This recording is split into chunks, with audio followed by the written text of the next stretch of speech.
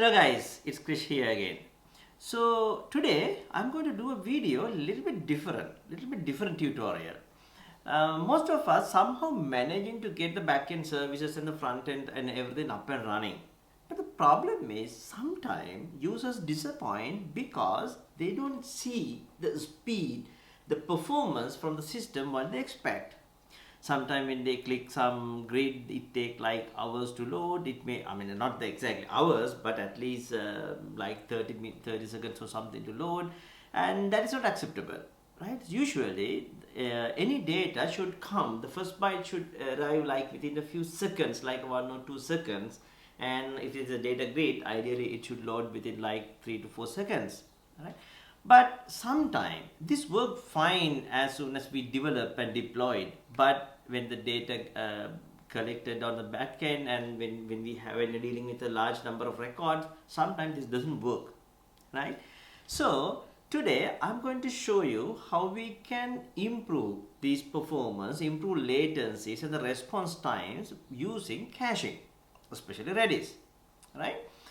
But today I'm not going to do like step-by-step walkthrough of coding. I mean, code along with me. I'm not going to do that. I'm going to do that for the specific area where we do the caching and those things, because that is the way you can easily remember. But the things like creating this service and getting this data and those type of things, I'm not going to do one by one, because I don't want to waste your time by looking at doing this. So I'm going to anyway publish this code on the GitHub, so you can take it and try yourself. But meantime, this is a basic Nest.js application where I have some backend service, right? So though I'm demonstrating this with the Nest.js, you can use this with any language you want. If it can be with the Node.js, it can be with the .NET, it can be with the Java, you can use with anything, because the concept and the fundamental is same, right? If you can find some Redis client for your language, yeah, you can do the same thing. So why I am not doing like code along with you from the scratch, creating application and everything, because rather I want to show you the problem and I want to show you how you can design a solution to that problem. Right? So rather I am just designing a solution and telling this is the solution, I'm going to take you step by step through designing the solution, how you can design a solution to overcome this type of problem, right? So that is the way I'm going to spend my time. Okay, so I'm going to talk about mistakes and wrong direction usual developers goes and how to do it in the right way and everything I'm going to discuss. Solving performance issues is not just a single puzzle to solve. It's not just a single problem to solve. Okay, now the performance is everything is fine, because you need to find where the problem is. Probably it may affect based on where you're grouping data and where you do the calculation, right? Where you do the sorting, and just so many places this can go wrong. And also where you find the data, whether it's a database or the third-party API, so many places. So this is not just a one video to tell you how to improve the performance. This video we are going to discuss how we can use the caching, right? That's kind of one step to improve the performance. If still you have a problem, then you need to go further. So in the upcoming videos, I'm going to show you how to do the pagination, how you can do the searching using caching, and kind of some advanced topics I'm going to do in future videos. So if you're not subscribed yet, this is the right time to subscribe. And also make sure you click on the bell icon, so as soon as I do a video, you will get a notification. And also, if you learn something from this video, please give a thumbs up or add a comment saying you like this. Okay, so let's get started. So I have something to show you. So let me just plug this. Okay, right, good. So here I have simple Nest.js application. Okay. So we need few dependencies here. I already installed those. If you go here, you can see I have Nest.js module IO Redis, right? And also IO Redis installed, because IO Redis is the really nice library, a client library you can use to deal with the Redis. And also I use Axios to deal with the backend services, right? So this is my use case. I have this this module, right, called order module, right? So this one, and then you have order controller, right? So controller, you can send request with the order category, right? You can specify order category. It's a get call, then it's supposed to return all the categories, right? So what it does is it go here and it invoke the backend service, right? And it get all these orders, right? So now this is a mock service, right? You can assume this is your backend, or this is your ERP, or this is your some sort of a system where it has the orders, okay? So now this remote service will deliver orders for you. So what you need to do is you can send this to your front end. Let's say front end is Angular application, okay? So let's run this and see how perform this, right? So this has huge data load, okay? So let's get this, okay? So now you can see here, I'm going to run the this one, okay? So now you can see we got bunch of results, right? So you can see it spent 1.9 seconds. It's almost 2 seconds, right? It almost 2 seconds, okay?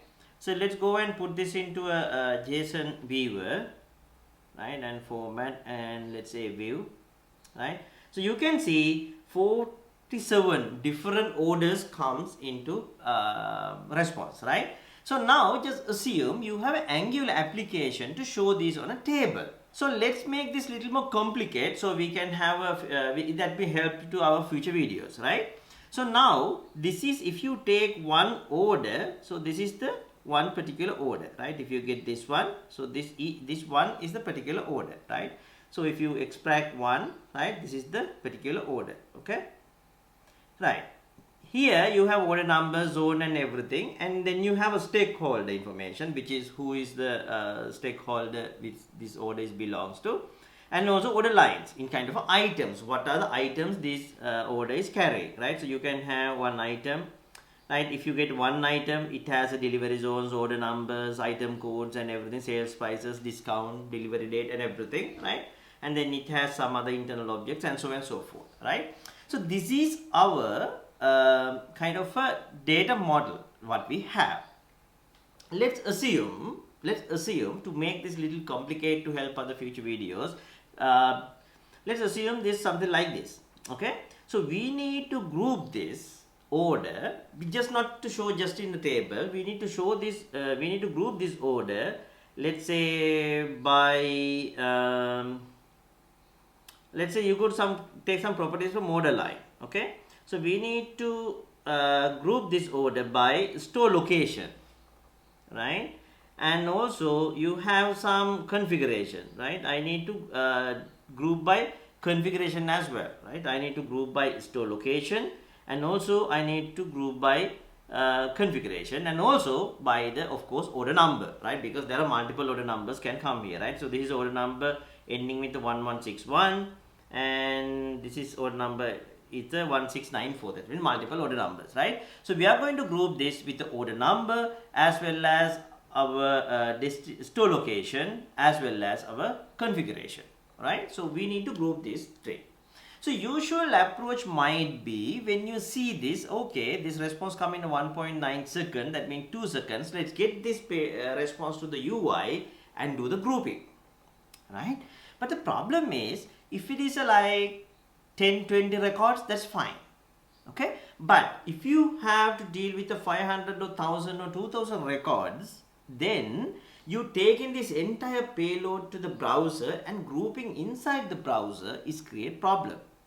The reason for that is because browser don't have a real computing power, right? Because browser depend on the client machine. You don't know what the client machine configuration is. So therefore, it may not much efficient. You use the client machine to group this and do this, whatever the logics running on the client side.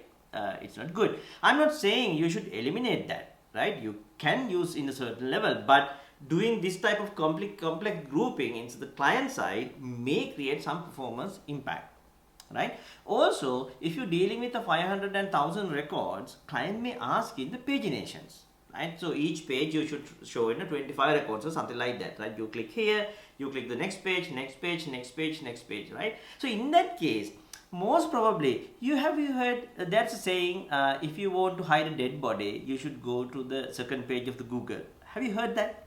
Okay, so likewise, if you bring in 1,000 items, right, if it is 50 items per page, most probably user may not go beyond third page, right? So it's a kind of waste of time. You bring entire 1,000 records and do all those grouping into all the pages because user may really not use that, right? So therefore it's ideal to do this in a backend.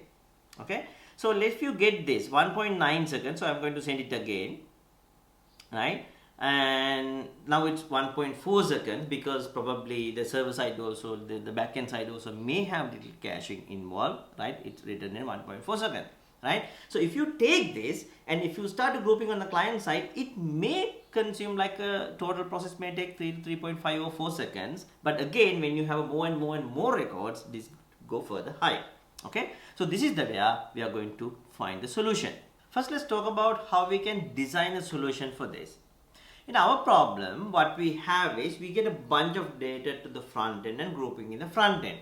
First, we need to solve first problem, one problem at a time, right? So let's solve the grouping problem. So what I want to do is, rather than sending this entire payload to the front end, I want to group this how it should show in a table, right? In that case, front end just need to pull this data from the back end and show in a table. So that will be super fast. Doesn't matter what the client performance is, right? It can be in a very slow computer, can be high-end computer, doesn't matter because it doesn't do much processing. Okay, how we can do that? So let's stop this and go to order service, and I'm going to create, because this is the way it get the data, I'm going to create private method, right? Group data. Okay, I'm going to create a private method to group the data.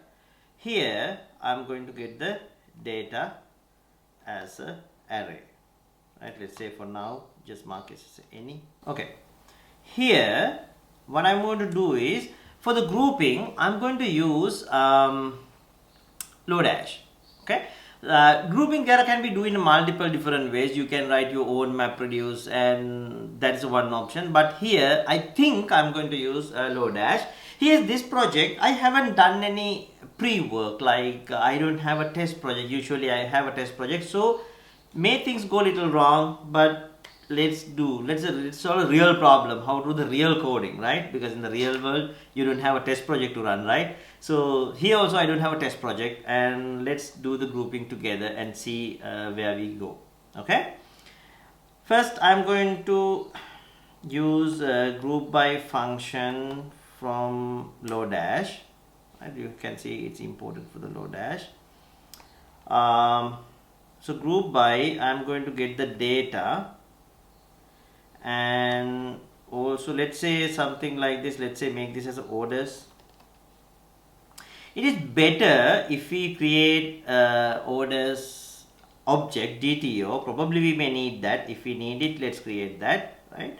And I'm going to get no, first we need to map this, because the orders, we can see here you have a multiple orders, right? So you can see here it's just a multiple orders. So let's map through the orders and then group. Okay, so let's say orders dot map. So since this has to be an array, because we expecting to order this, we expecting to iterate this, right? Order dot map, right? So I can get a single order, and this order I can do group by order dot, I can say group by, and for that I can pass the order, right? And also no, not the order, but order I need to pass this order line. Okay, I need to pass this order line. So since we don't have a DTO, let's write in this way. Otherwise it will not let you to write, because order doesn't have an order line object, right? Because we don't have a DTO. I can get a single order and I can write the function here. So now what happens is, so how the group by works with the Lodash, you can give the collection and also you can give the logic to solve this, right? Logic to group this. So I'm going to return order key, right? I'm going to return order key like this. I want to group by order number. Okay.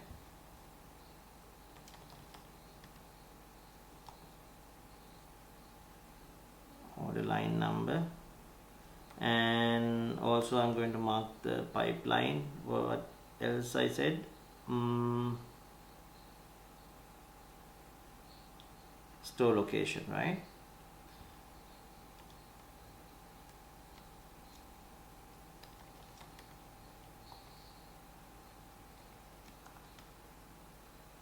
And also I said something like that, item dot mod dot config dot name.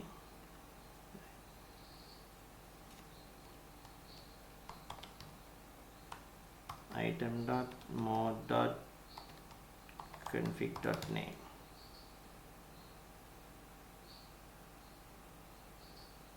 Order dot item, right? Okay. So now this is how I want to order this, right? For here, what I do is to make it easy, let's make this order line, right?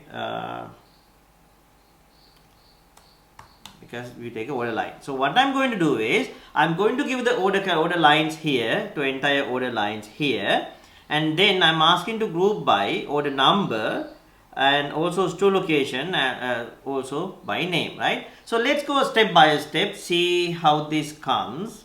And I'm going to assign this to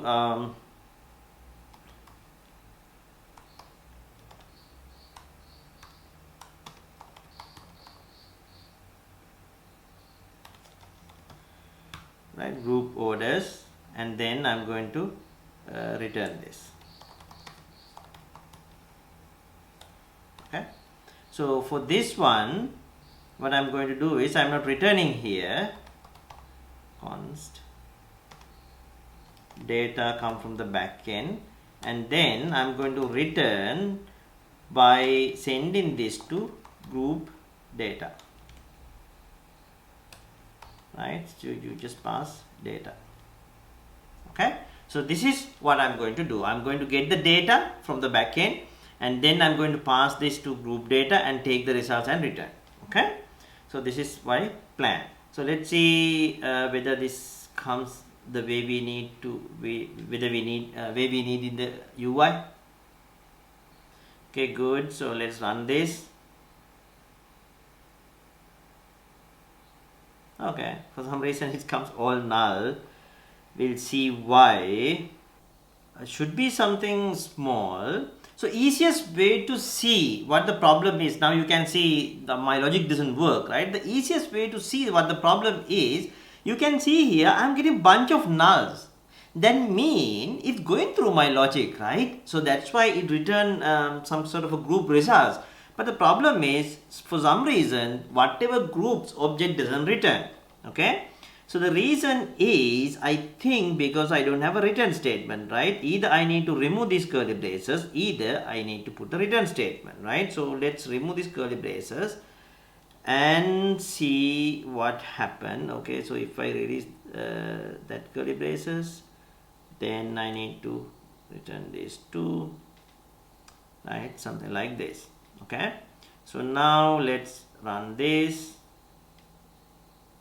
It worked, right? It worked, but I have a problem here. How come this is order number come 1 or 2? Okay, not the order line number, it should be the order number. Okay, it should be the order number, not the order line number. Okay, so now you can see I'm getting group results, right? Group by what? I'm grouping from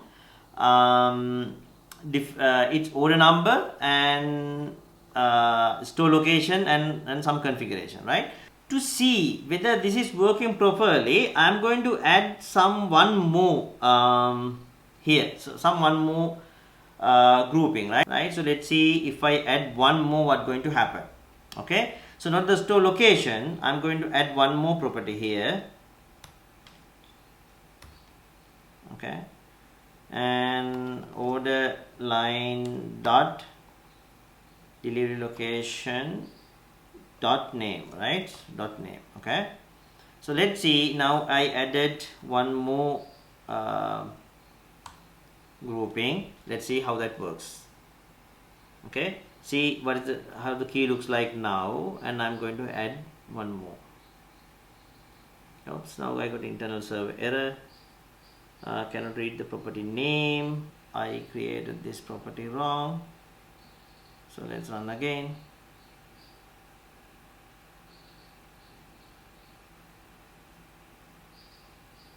Right, order line dot delivery location dot name. It should be correct, right? Okay, so I think the problem is what I did is correct, but seems for certain records you don't have a delivery location, right? So this way you can eliminate it. If it is exist, you can use it, otherwise you can ignore it, right? So see the key. Okay, so now it's added more keys, right? So now let's go back here and put this into our JSON viewer and see how it looks like. Okay, now last time it was 47, still it's 47, right? So now we solve one problem, actually part of one problem, right? So our goal is to group this data so then UI can take it and show in a table itself. So ideally, in order to show like that, single data, single row represented by this single element, right? So that means this supposed to be 47 rows, right? But if you open this, you will see each these object carrying two different groups, right? So because what we have grouped is by order number, right? Because now we have 47 orders here, right? You can see the order number is different from each group, but within the order number we added these different addresses, configs. I'm not sure what those mean, but for demo purposes I grouped from these fields as well, right? So now in order to show this without single process from the front end, this should be come as a single array, right? Hope you're following me. So not like this group by each customer order, each order number, but it should be just the rows, then only UI can take it and group it. Okay, so now what I'm going to do is I have this group here, right? So whatever returning from this, and I'm going to map again this each order, and I'm going to use keys, right? Object dot keys here. Because why I'm going to use object dot keys, because you can see here, right, each one is represented by key, right? So you can see here it's just only key, right? So in that case I can take this object and get the key. Okay, object dot keys, and then I'm going to map, right, each key, right? So here I'm going to get the key, and then I'm going to return this as an object, right? So how I'm going to return this? This will be the key, right? And then I'm going to send as a data as let's say order itself. Okay, right? So it looks like I did a small mistake. Key, it should go within other brackets, right? Now let's see how this looks like. Okay, I hope you understand that I can write this entire logic and just show you the results, but I'm going to show you how you can solve each and every problem you get one problem at a time. Okay, so now if you get this, still it's not the final results, right? Still it's not the final results, don't worry, we are going there. So now see whether we change the groups. Okay, so now if you see here, still you have a 47, right?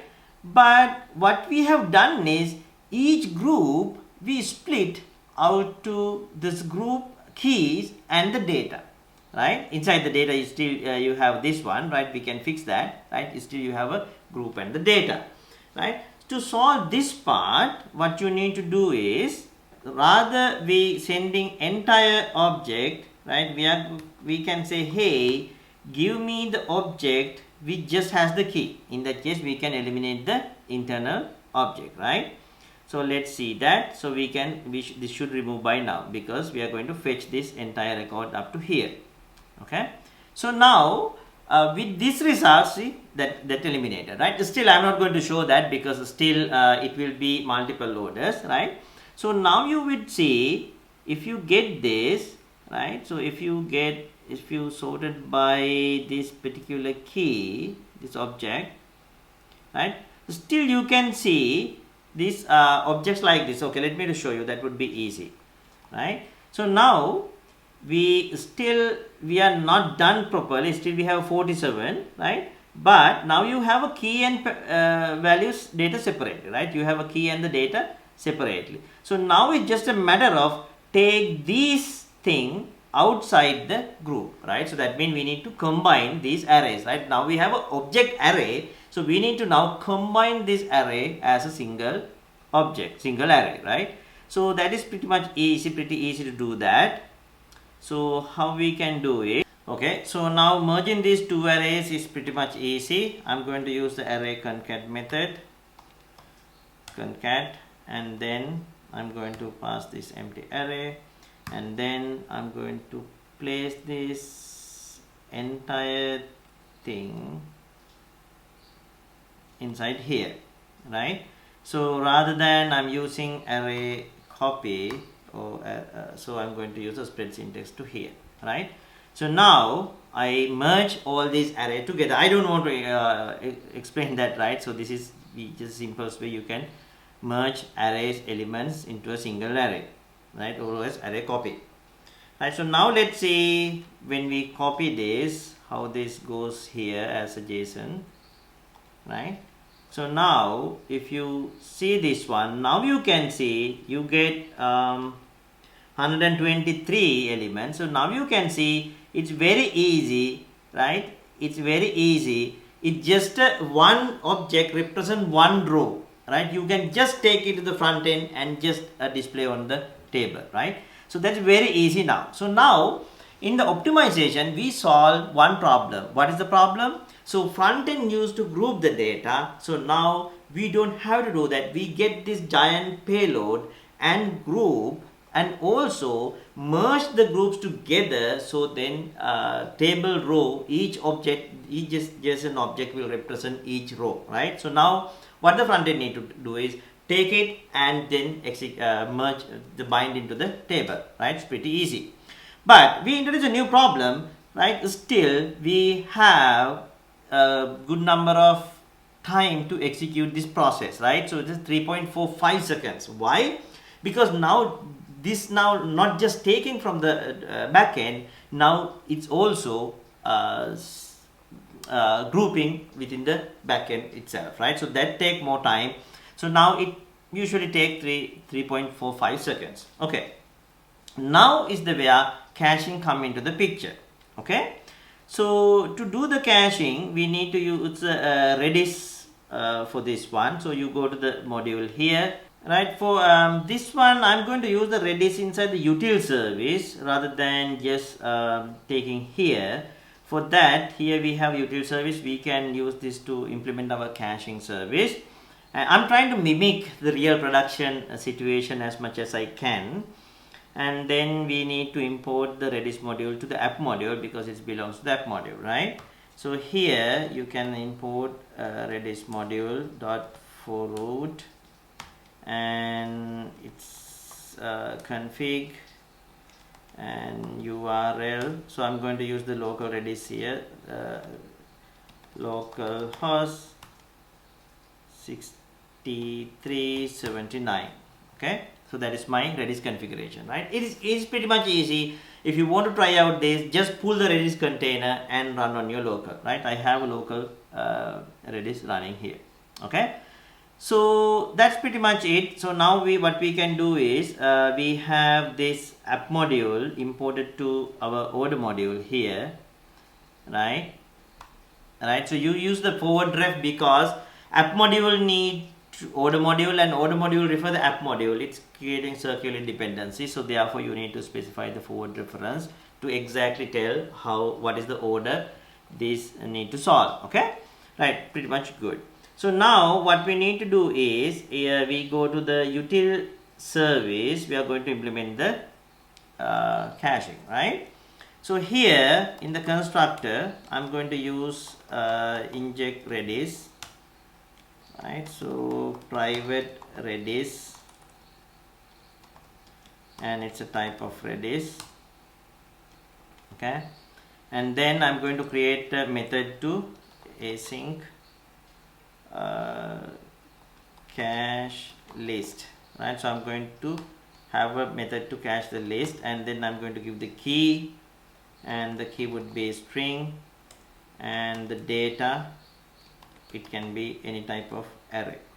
Okay, ideally you should use the models here, but I'm not going to do that, right? So I will do two different ways to caching, right? I will do how usual engineer implement this, then I'll show you where and why that is bad and how the right way to do that. Okay, so since I'm getting the data, so now this is very important to choose how you use the Redis. What is the data type you use on the Redis? Okay, most of developers, most of engineers I have seen, they just use the string. I mean, they take the payload and JSON.stringify and just push the payload back to the Redis. That is not good always. Let's say in our case, right, let's say you get entire this grouped payload and you do the JSON stringify and you can save it in the Redis. That's perfectly fine, it's working, right? When the UI requests that, you can take it and do the JSON parsing and return it back.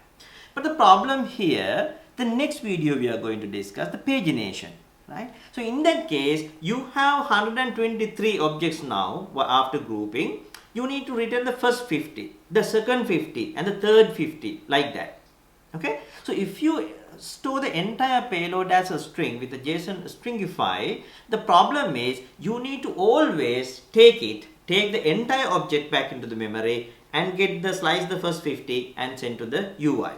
When the UI asking, hey, give me 51 to 100, you need to again take entire payload back to the memory, slice it and give the 50 to the 100, right? Every time whenever UI asking something from you, you need to load entire thing back to your memory. So that is bad. That has a performance impact because every time you do this. So therefore, if you need to use part of the object, it's ideal to save as a list.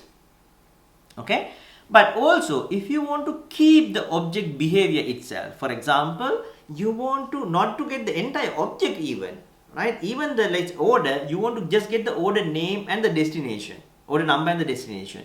In that case, it is better to use as a hash. Why? Because you don't need the entire object, you just need the property of an object, right? So therefore you can use the hash table or the hash data type. Since our case, I want to use entire row separately, so in the next video we can do the pagination, right? For that I'm going to use the list, right? Most of the time I have seen people just take it and do the JSON stringify and dump it. Why they do that? Because in the Redis is a key values tool, right? I will show you in the one of the next video how you can really do a trick with the Redis, right? Some tips and tricks you can use the Redis effectively, because you cannot query the Redis. For example, if you store a bunch of employees, you cannot ask, hey, give me the employees who belong to this department, right? You cannot query with a native Redis, you cannot query, hey, give me the employees who has more than 45 years old. You cannot do that, right? Because Redis doesn't work like that. But there are some tips and tricks you can get that work. Anyway, for now, let's do the list, right? I will do the wrong way first and then the right way. So for this, I want to use the iterate this. So I'm going to do data dot for each, right? And I'm going to get each element, right? And then I'm going to use this dot Redis dot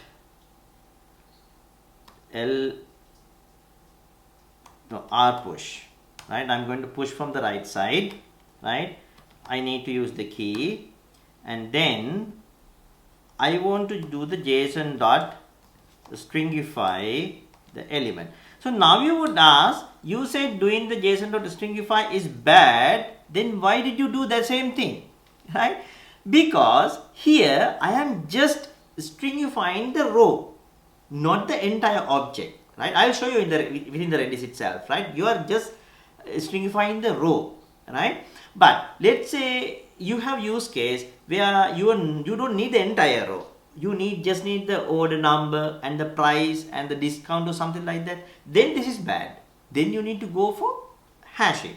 Okay, fine. So let's now do this, and this is should make as a await, right? Because this is a asynchronous function, and for that you need to make this also in async.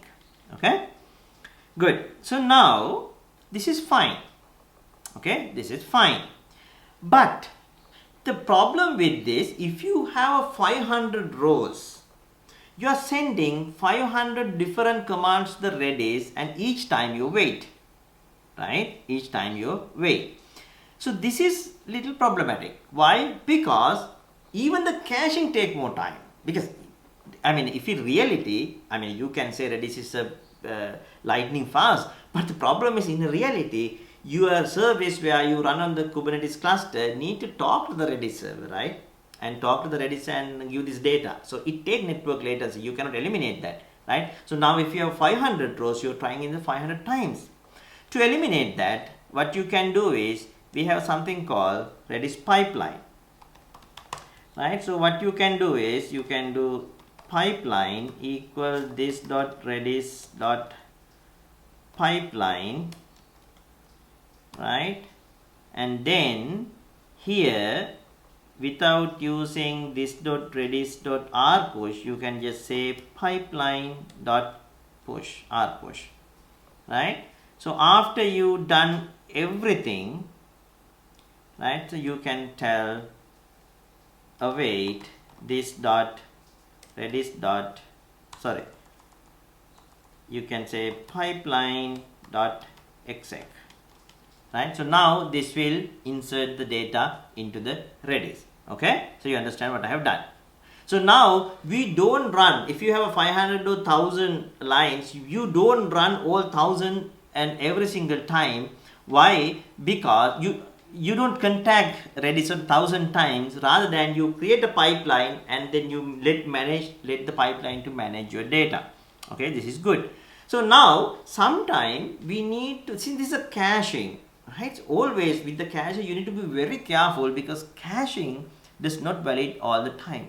These orders may create very frequently, right? So therefore you're caching these orders for 2 hours, 3 hours long. It is not good. Okay, so therefore you need to make sure this cache expire automatically. Ideally you can keep this like a 15-30 minutes, but here for the demo purpose I want to expire this within like a 1 minute. Okay, so for this method I'm taking other parameter called TTL, which is time to leave. It's a number. This is my expiry time. Okay, so after I add all the records, I want to pipeline dot expire, right? So this is the same key. I want to expire in given TTL, right? So why? I'm going to set some TTL number, some expiration to this caching, right? So you can make it optional if you want, right? If the TTL exists and something like, but in that case I want to expire, so therefore I'm going to use the TTL. So now I have a generic method where I can use for caching. Okay, so now let's see how we can use this in a service. Now let's go back to our order service, right? Here, before we go to the backend, I want to see, is there anything available on my cache? Okay, for that what I'm going to do is, I'm going to create a new method here to read from the cache. Okay, so I'm going to read async read from cache. Let's say read list from cache itself. Right, you can have a generic method. Key, it need to be a string, right? So await, I'm going to handle everything in my front end side, the calling side. Await this dot redis dot l range, right? I'm going to read from the left, right? I'm inserting the right but read from the left, and you understand this is basic data structures. Key, and I'm going to from start and the end, right? That means I can, if I need to read the entire list, or now you can see how I'm going to do the pagination, right? Or I can read the part of the list, right? And now, right? So now I will show you on the next video why we need to this as a list itself, why we cannot, why we shouldn't use the just to stringify and use as a string. Anyway, so now I can read it. Okay, so now I come back here. First I'm going to do is I'm going to see whether I have a cache data, right? Const cached equal. So I'm going to get the util service here.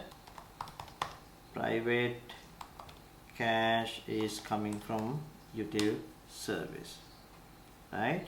So what I'm going to do is this dot cache dot read from cache.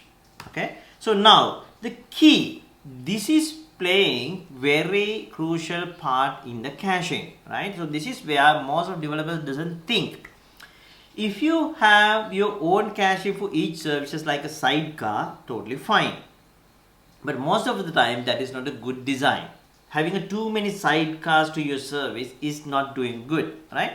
So therefore, most of the time, to get the real benefit of the caching, we need to use the distributed caching, or else something like a Redis or a some sort of a hosted managed caching service, centralized caching. The reason is your service, when it is scaling, you may have a multiple services, let's say multiple order services. Let's say you have 100 of order services running on your Kubernetes cluster. In that case, if one order service cache, others order service also should be able to use the same cache. Otherwise, no point of everyone caching their own, managing their own caching, right? So therefore, it is not good to use a sidecar, your private caching. So the problem when you use this type of a centralized caching, everyone or many people may use the same cache key. In that case, one person's cache may overridden by some other service. One service may overridden by other service. To avoid that, the good practice is you need to prefix your service name. Okay. So what I'm going to do is, for now, right, for here, this should be ideally coming from your parameters or configuration or somewhere. But for here, I'm going to use the key, right? I'm going to use the string templates to generate the key.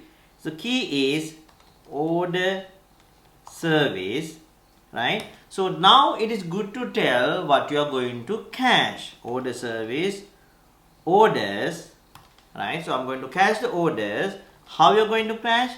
Groups, right? So now which group, right? I'm taking this category name from user, right? User sending this category. I want to have a accessories category orders. I want to have a consumer category order. I want to have a medicine category orders, something like that, right? So then I'm going to use the category also as a part of my key, right?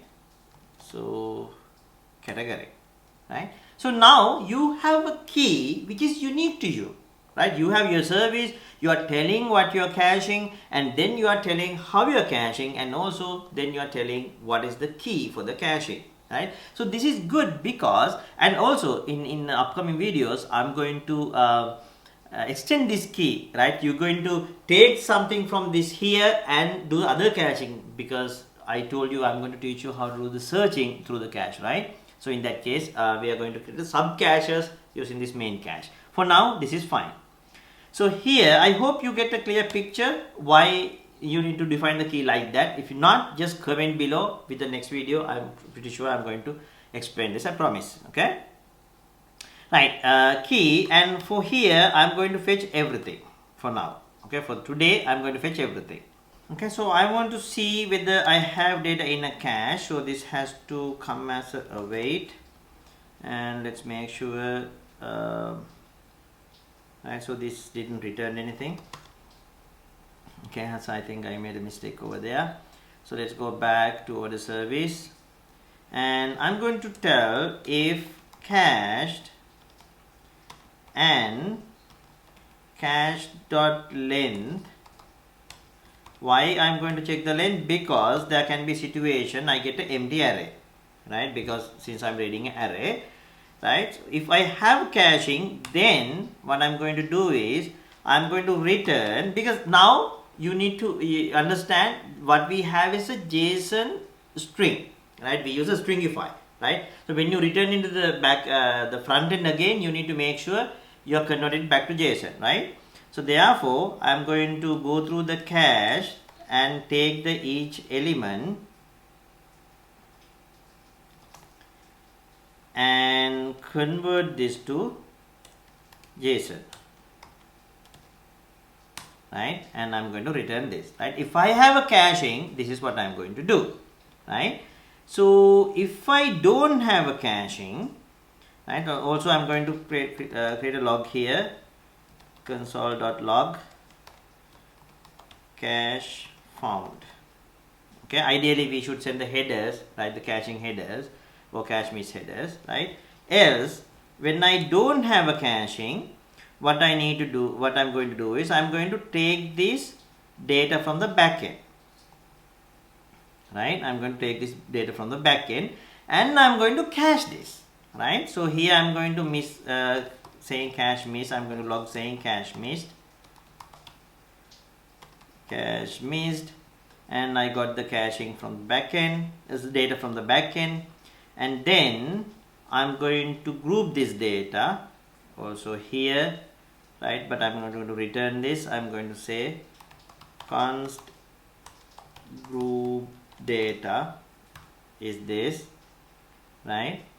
And then I'm going to cache this dot cache dot add list, right? Create a cache, and what I need is a key is my key what I created above here, right? And then my list group data. Okay, so now this need to make sure this is await, because this is okay, so I think I have this variable somewhere else, group data. Okay, so this has to be await because this is async call. See what it's complaining about, right? So TTL it's expecting, so I'm going to set the 1 minute, right? So now I'm going to cache this and I'm going to log saying cache success, and then I'm going to return group data. Okay, so now this is what I'm going to do. Okay, so here what we do is we read from the cache. If there is nothing in the cache, we go to the backend and we take it, and then we cache it and respond to the front end, right? Okay, cool. So let's run this and see how this works, right? So now you can see 3.45 seconds is take, right? So now I'm going to execute this, see how long it would take. 2.51 seconds. So now you can see here cache missed because there are no caching, right? But if you see a tool here, I've used the Redis, and you can see there is a one key, right? So new is the keyword I'm sending. So you can see here you have 99, and then if you go to the next page, you can see 123, right? So if you execute the queue again, 2.51 seconds. So now the next one ideally come from the very fast 91 millisecond, right? So earlier it took 20 sorry 2 seconds, right? That means 2000 milliseconds. Now it is coming in the 91 millisecond. It's lightning fast, right? So now I mean I understand it take more than this time because it's rendering here and everything, but the real time is 83 milliseconds, right? So but the point here, in a 1 minute this cache going to expire, right? Let's refresh. Okay, now it's expired because I set it to the 1 minute, right? 1 minute for testing purpose. And now you see, you would say it's here, no, nothing here. Now this time it again going to take more than 1 second because it's going to miss the cache, right? So you can see here it should print cache missed, right? Because there is nothing in the cache. Now it take longer time, right? So you can see here it take 2 seconds, I mean 2930 milliseconds, right? So it's a cache missed, but next one it coming from the cache now 2900 milliseconds, now 178 milliseconds, right? So you can see there are huge difference between original query and the new query, right? So with the original query, if we doing that in the front end, user need to wait until 3 seconds at least to see the everything in the grid, right? So if it is not grouped by the front end, probably 4 seconds or 5 seconds, right? Because the client browser computing power is always lesser than the backend computing power, right? So in our problem, original use case, you take into the front end and group in the front end, maybe 5 seconds. Now since we grouped from the backend, we sent everything to the front end, it's 3 seconds. But now since we introduced the caching, now it's 84 milliseconds. That means 1/10 of a second, right? So it's a very fast, right? So now let's say in the next video we can go further, use this further speed by adding a pagination, right? So now user will really like to work with application. Why? You click the button, hey, you have the data, right? Okay, so in next video I'm going to show you more detail here, and if you have any questions regarding this video, please comment below or reach through my Facebook page. I'm happy to answer for all of your questions if you ask immediately. Okay, and thank you very much for watching, and if you're not subscribed yet, please go ahead and subscribe and click on the bell icon as well. Stay safe, take care.